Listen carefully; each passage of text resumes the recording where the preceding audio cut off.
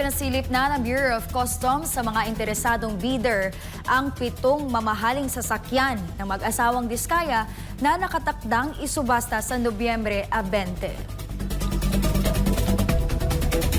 Kabilang sa mga ito ang isang Rolls-Royce na nabili ni Sara Diskaya sa halagang mahigit 42 million pesos. Ito ang itinuturing na pinakamahal sa mga sasakyang isusubasta.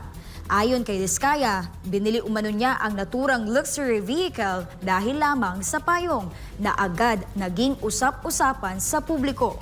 Sumunod sa pinakamahal ay ang Bentley Bentayga 2022 na may floor price na 17.3 million pesos. Mercedes-Benz G63 2022 na 7.8 million pesos.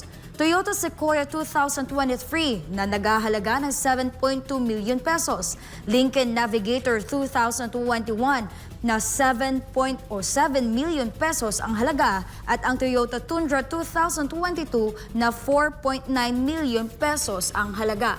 Tiniyak naman ni Customs Assistant Commissioner Vincent Marunilla na walang dapat ipangamba ang mga bibili sa auction dahil ang lahat ng sasakyan ay dumaan sa tamang proseso at ang mananalong bidder ay bibigyan ng certification mula sa Bureau of Customs bilang patunay ng legal na pagkakakuha.